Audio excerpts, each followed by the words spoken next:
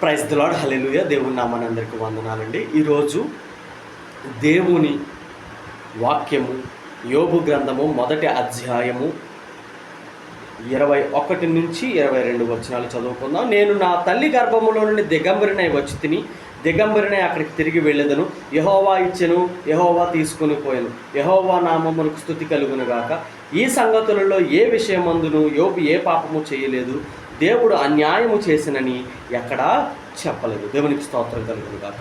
ప్రియ సహోదరి సహోదరుడా, మనమందరం కూడా దేవుని విషయమై మనం తల్లి గర్భములో నుంచి ఎక్కడికి వచ్చామంటే దిగంబరిగానే బయటకు వచ్చాం.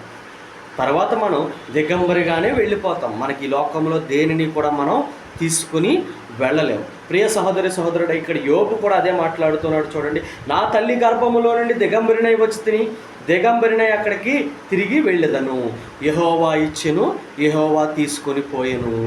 దేవుని నామమునకు స్తుతి కలుగును గాక. ప్రియ సహోదరి సహోదరుడు, ఇక్కడ యోబు మాట్లాడుతున్న మాటలు ఏంటంటే అండి,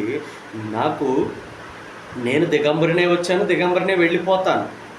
నాకు ఉన్న సమస్తమును దేవుడు నాకు ఇచ్చాడు, కానీ దేవుడే మళ్ళీ వాటిని తిరిగి తీసుకున్నాడు. అందుకని ఏం మాట్లాడుతున్నాడంటే, అక్కడ నీకు సమస్తము ఉన్నప్పుడు నువ్వు స్తుతి కలుగును గాక అని ప్రార్థన చేస్తావు, కానీ నీ దగ్గర అన్నీ కోల్పోయినప్పుడు కూడా నువ్వు ధైర్యముగా విశ్వాసము కలిగి నువ్వేం చేయాలి? ప్రార్థన చేయాలి. విశ్వాసము కలిగి నువ్వు దేవునికి మహిమ కలుగును గాక, యెహోవా నామమునకు స్తుతి కలుగును గాక అని తెలియచేయాలి. ఇంకా ఏం మాట్లాడుతున్నాడో చూడండి, అక్కడ యెహోవా నామమునకు స్తుతి కలుగును గాక.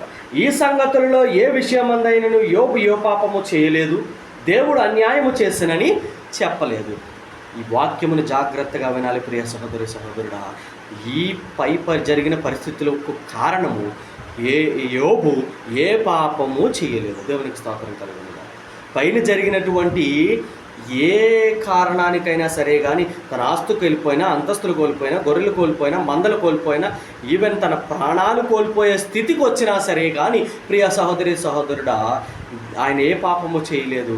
మరొక మాటగా ఏమంటున్నాడనంటే, దేవుడు అన్యాయము చేసెనని ఎక్కడా చెప్పలేదు. ప్రియ సహోదరి సహోదరుడా, దేవుడు అన్యాయం చేసేవాడు కాదు. దేవుడు నీకు ఆ స్థితి కలిగింది అని అంటే నీవు పాపము చేశావని కాదు, నీవు విశ్వాసములో ఎంత బలముగా నిలబడుతున్నావో, నీవు వెళ్ళిపోతున్నావా అనేది ఆ శ్రమను నీకు సాతాను ద్వారా కల్పించి విశ్వాసమును పెంచుతూ ఉన్నాడు.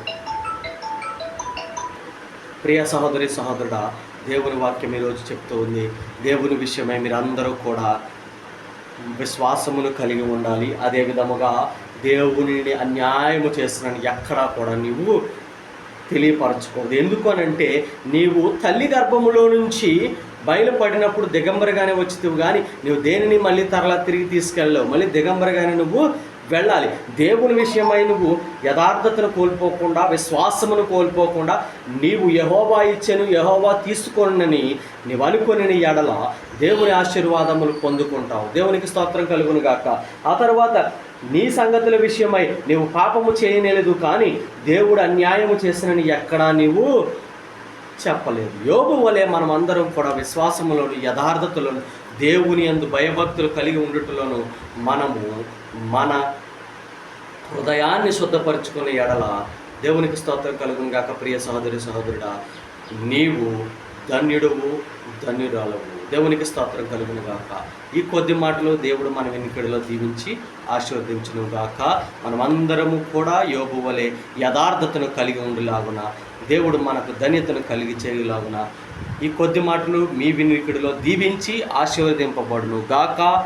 ఆమేన్. మీ brother Samuel Tej. Praise the lord.